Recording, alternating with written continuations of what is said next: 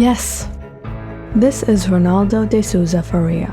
His friends and family all call him Ronnie, but he's also known as the Pequeno Pele of the small town of Moretes in Brazil. Every day after school, Ronnie came out to the local field almost half an hour from his home to play with his friends. He was only 15 years old, but he had a strong passion for playing football. He was the best player on his team, and with him, they always won. Ronnie didn't have much focus on his studies. Rather, his life was all about football. Something his parents wouldn't understand. Ronnie was their only child, but as much as they loved him, they were awfully strict and possessive about him. Ronnie had a strict curfew time. He had to be home before sunset at any cost.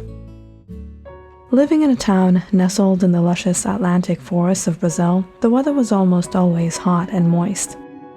But today, the skies were covered with dark gray clouds.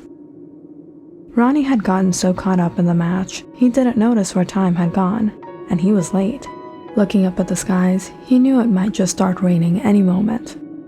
And if he returned home late, drenched in muck and mud, he would have to hear a whole lot from his mother. But worse, this could be the last time he'd get to play football.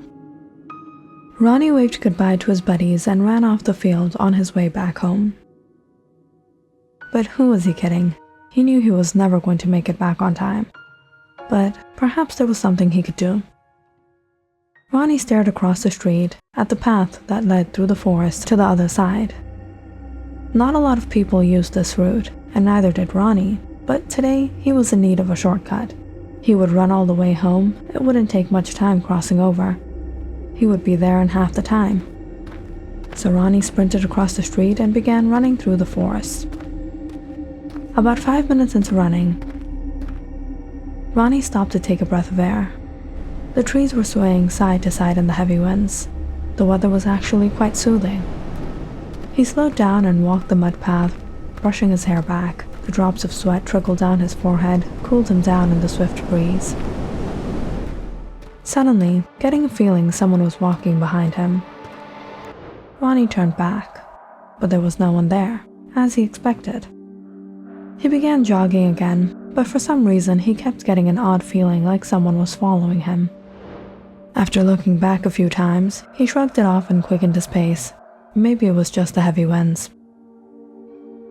Only a 15-minute journey through the forest, Ronnie reached the other side and climbed up onto the road. Home was only 5 minutes away now. He ran down the block, stopping at the last turn, when suddenly he heard a voice from the opposite direction. He turned to see one of his father's close friends and also his neighbor, Uncle Estevio, calling him to stop. Ronnie turned around and hurried up to him. "Yes, Uncle Estevio. Aren't you late to get home?" "Yeah, that's why I was hurrying." "Ronnie, did you take the forest path in this stormy weather?" Ronnie quickly shook his head. "No, I ran all the way here." Uncle Estevio sternly looked at him. "Son, never take that path again. If you're late, your parents might scold you, but that's better than falling into danger. These forests aren't a good place. And always remember, if you are ever walking down a forest path and anyone calls your name from behind, never respond or even look back, especially not when it's dark." Ronnie nervously nodded. "Okay, Uncle. Now go. Your mom and dad are probably getting worried." Phew. Ronnie quickly turned to hurry down the block. He only got away because it was Uncle Estevio. If it were his mom and dad, he would definitely be in trouble. When Ronnie reached his house, he found his mother standing on the porch holding her hips. "Where were you? Is this the time you were supposed to come home?" "Mai, it's not sunset yet. It's only dark because of the clouds." His mother pointed inside the house. "Go and freshen up." She twisted Ronnie's ears as he passed by her. "Su menino travesso." Luckily, Ronnie didn't get into trouble that day. He freshened up and hurried to the table, smelling the comforting aroma of barreado, the best beef stew you could eat in Brazil. "Mai, I'm going to compete in the finale match next week." "But have you forgotten your final exams are also next week?" "Mai, come on. Why do you always have to bring up studies?" All right. Now finish up. Here, take some more."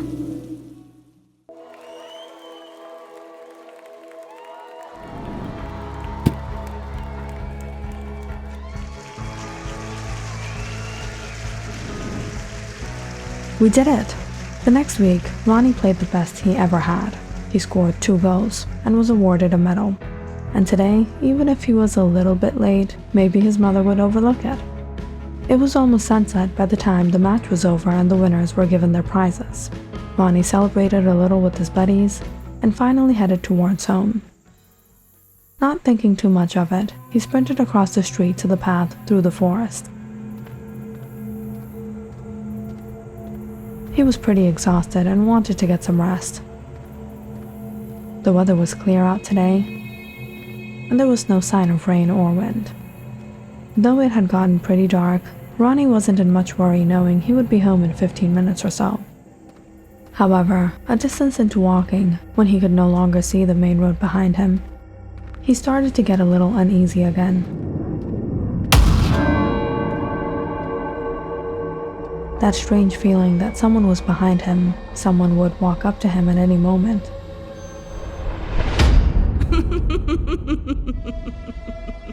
Ronnie became nervous, hearing a sudden laughter behind him. He could just barely make out a figure through the corner of his eyes.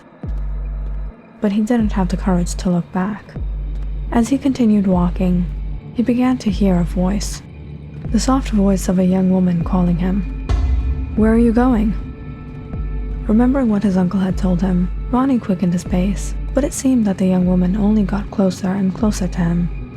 Ronnie could clearly hear the sound of her feet touching the leaves and twigs on the forest ground. "I know you can hear me."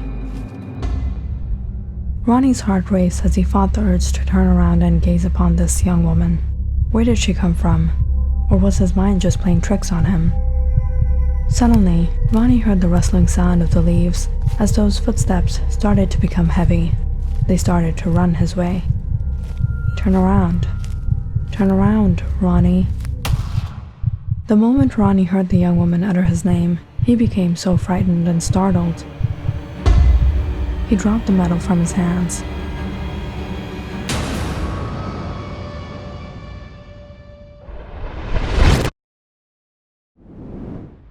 Ronnie ran down his block in a rush to get home when he saw his uncle Estevio waiting for him outside. "Ronnie, where were you? Everyone was looking for you.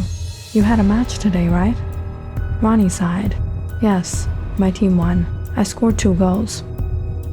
"Then where's your medal?" Ronnie nervously turned to look at his house. "I have to get home, Uncle," he said as he started walking back. "Ronnie, did you see anything?" But without answering, Ronnie sprinted to his house. When he got there, he found the door open. He softly stepped inside and took off his shoes when his parents called out from the living room. "Ronnie, where were you?" "What happened? Did you lose the game?" "No, we won." "Then what? You didn't score any goals?" "No, I did." Seeing Ronnie looking absolutely drained, his mother didn't ask anything more. "Go take some rest. I'll get food ready." After dinner that night, Ronnie lay in bed, feeling anxious. He closed his eyes, trying not to think about anything, and soon fell asleep. He woke up in the middle of the night. Laying in bed, he felt the cool breeze blow through his window. The curtains fluttered through the air, letting in the moonlight that brightened the dark room. Ronnie. Ronnie turned to see that young woman.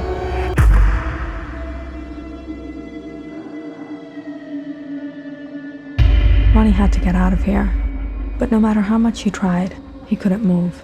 He felt as if his body was paralyzed. The young woman looked at him and smiled. "Come with me, Ronnie," she said as she started climbing the bed. "Come with me, Ronnie." "No. You know you want me." "Ronnie, wake up! Wake up!" Ronnie woke up to his mother shaking him. He was drenched in sweat, feeling awfully anxious. "What happened? You were making noises in your sleep." "It was just a bad dream." "Your exams are today. Hurry and get ready for school." Ronnie had a hard time focusing at school that day. All he could think about was that horrifying dream he had. When he came home, he felt as if all his energy was being drained out of him. He didn't even have the strength to get out of bed and have dinner that night and fell asleep early.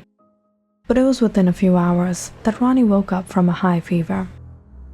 His mother gave him some meds, but it didn't seem to have any effect on him. The fever isn't coming down. It's been almost 2 days. Let the boy rest. He needs a break from football. He's been playing too much. His body isn't handling the stress well. Mr. and Mrs. D'Souza supposed their son would heal within a few days of rest. But when 4 days went by and Ronnie's condition only worsened, they started to get worried. His teacher had called in to inquire why he wasn't attending school and informed them that he had performed poorly in all his exams. The parents didn't tell Ronnie anything. At this point, all they wanted was their son to return to good health. Since Ronnie had been suffering from this high fever, he felt so weak. Falling asleep was difficult enough, but once Ronnie would drift off, he feared he wouldn't be able to get up again. Every night, he saw that young woman. "Come with me, Ronnie. You and I will be together, Ronnie." Ronnie wouldn't be able to move a limb as the girl neared him. The experiences would be horrifying. He would feel like suffocating, like he was trapped in his dreams and there was no way of escape unless someone woke him up. When a week went by and Ronnie wasn't showing any sign of recovery, his parents called in a doctor, but the sleeping aid he was prescribed wasn't of much use. Every morning, Mrs. D'Souza would have to wake up her son from his nightmares. Ronnie became so fearful of the dreams. He began forcing himself to stay awake, but that only made him even more sick. He had lost a significant amount of weight in the past week, there were dark circles under his eyes, and he had absolutely no energy in him. How is he doing now? We've been trying everything. The doctor gave him some medication, but nothing is working. When Uncle Estevio heard of Ronnie's sickness, he came to meet him. He was shocked seeing the young boy's condition when he stepped into his room. "Ronnie, how are you feeling?" "Not well, Uncle." "Did you see something that evening? Did you leave anything behind?" The look on Ronnie's face suddenly turned pale, but Ronnie knew he had to tell the truth. "My medal. I was walking down that path, and I saw her. I got so scared, my medal fell from my hands.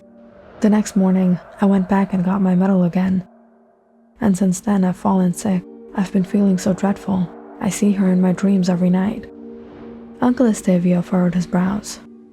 "You shouldn't have." He got up and looked around the room. "Where is it?"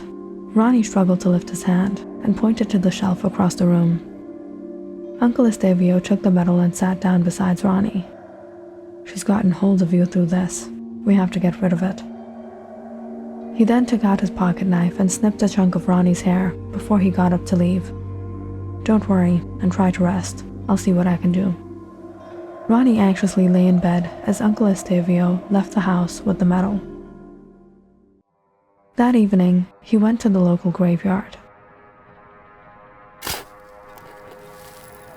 He dug a grave and placed the medal inside, and Ronnie's hair on top of it. With this, perhaps, it would deceive the demon that took hold of the boy into thinking he was dead. Hopefully, she would then let him go.